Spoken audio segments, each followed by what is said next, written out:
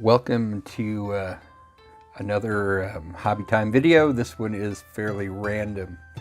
I just had this little model. This is the spirit statue from Mastercrafted Miniatures, and I have need of a Grinto that I like with my Tengu. And even though I actually have two different types of Grinto, both from Mastercrafted Miniatures, I decided I wanted to use one of these little models as my Grinto instead.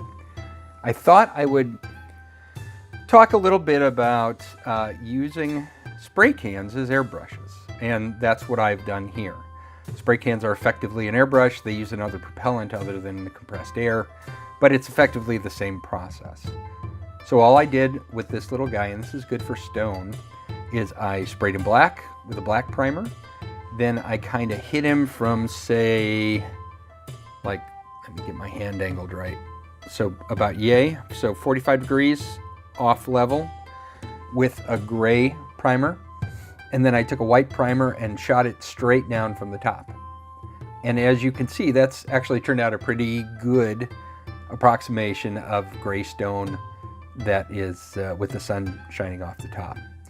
Now I'm trying to keep these videos short, so there's no use in you guys watching me just hit it with a spray can. The trick is to do it, other than the first coat of black, with the gray and the white especially, you want to do it very light, short bursts, not right up against the model, because spray cans throw out a huge amount of paint. So you don't want to waste any more than you have to. So it's just spritz, spritz, spritz from several different angles until it's covered. And on the top, it's spritz. And the white covering the gray goes to gray first. So as you can see, even though the top primer is white, it doesn't look white. It looks like a light gray. So that's all there is to it. So what I'm going to do now is I'm going to wash this with black, and then I'm going to use my technique you guys have probably seen me use before, which is that get the brush wet, get the black off it, get it wet, tap it so it's not dripping wet, and then on the areas I want to stay really light, I will brush over that with just the water-filled brush just to pull the pigment off. So I will still have my top highlights, but the crevices and everything should fill in nicely with the black. So I'll come back in just a second for you, and we'll take a look at what it looks like after I've done the wash. Here we are after the washing. As you can see, it kind of pulled everything together nicely. It's a little humid today, so the white kind of came on a little more speckled. That's what happens when you prime and you get speckles. It means it's too humid where you're doing your work, which is also why you haven't seen me painting in quite a while, is the humidity here. It's cool enough that I'm not running the air conditioner, but it's really humid, so I'm just not priming anything at the moment, though I could paint on the primer. I've done that before. But you can see I've got a nice gradient from the light at the top down to the dark at the bottom. I touched up the face with the wet brush. I also even used, while it was still wet, I used a paper towel and briefly touched the face just to pull some of the stronger colors off of it. And then as I spin it around, you can see that the cracks in the back, let me make sure that's still in focus. There we go. The cracks in the back have picked up a little bit of the darker color. You don't see that in the cracks on top because of me taking the paint off the top. However, I'll be going over that with a fine brush and put those back in. So I'll come back to you after that's done. We'll take one final look. I may also line in some black in some of the areas where I want it to be darker. But it looks pretty good right now. All done with the lighting in. So if you take a look, here's the brush I used, still has water on it. So what I did is I just went through and I lined in all the cracks, even the ones around that already were dark. And I accentuated some of the shadows here around the eyes and the face, nostrils, basically anywhere it went. So you can see now that the cracks look much better, especially at a distance. They're going to be visible as opposed to before when they probably weren't. This one's kind of cool because it looks like an impact with the cracks coming out of it. What's even cooler about this is that this little guy was a miscast, which is why I got him. And he had a big open spot, and I just took some green stuff and I plugged that hole. not even very refined. I just kind of smashed it in with my fingers and rounded it off. And now when I outline the edge of the green stuff, it makes it look like it's an impact or a section where a whole chunk just kind of blocked out. And then I just extended some lines going from it to make it look like the crack is going on. So there's from the top, you can see the, how bright it is on the top. And then if you look at it from underneath, you can see how dark it is. And look at that nice gradient, really nice gradient, all done with spray cans of primer. No real paint has touched this model, just 3 versions. Well, I mean, primer's paint, but no fancy model paint.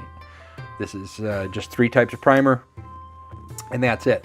Now to finish him off, I'm going to do the basing. I cannot overemphasize how important basing is for models of any sort. Once you get the techniques down, you can just whip basing out like crazy, and it'll make your models look really good. And once you build up a supply of basing materials, it's maybe a little expensive at the beginning, but you get a static grass, get some turf foam, get some flowers, get some little tufts of grass, go out in the neighborhood and get little pieces of wood and stuff, and you're set. So I will be back after I do the basing on this guy, and we'll get to see what he's going to look like. All right, here we are. I just put it in sand that I absconded with from the local beach. I have used grit quite a bit, official gaming grit before. I do like the stuff that Gale Force 9 turns out. I like the variety of sizes.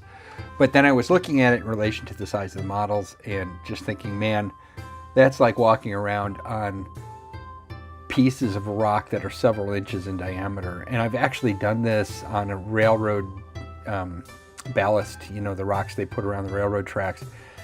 And you're likely to break your ankle. I mean, it's really tough. So I just decided for my own bit of sanity to go with sand, which is the finest grain stuff I could find. So you just shake that off, and now I've got a nice coating of sand on there. I do like the grit because it's a darker brown. It takes color really well. But anyway, so there we go. So I just put that on. I tap it, blow it, get the miscellaneous stuff off, and then I take some Seraphim Sepia, which is my favorite brown color, and I just do a quick kind of soaking of the grit. Sorry I'm making you guys watch this, but it seems like it's a short enough process that it's okay. So there we go. So I just put the sepia on. I try not to be sloppy with it. Last little bit. All right, now the trick, once you color the ground, is to let it dry thoroughly. And I'll see you when that's done. Here we are all done. I've got the grass done. As you can see, I've got a couple of different varieties. I've got the blended turf from Woodland Scenics. I've got the static grass from whoever you want to get your static grass from. It's all the same. And then I threw in some flowers because I like flowers.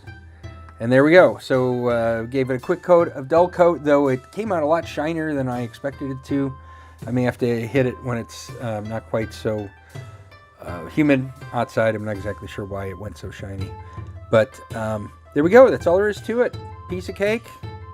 As you can see, you can do a really nice job with nothing but primer if you use it like you're running a really big freaking airbrush. So that's all there is to it. So there is the Spirit statue by Mastercrafted Miniatures, and there's your hobby time video for the day. Thank you once again for joining me, and thanks for visiting Gitsapalooza.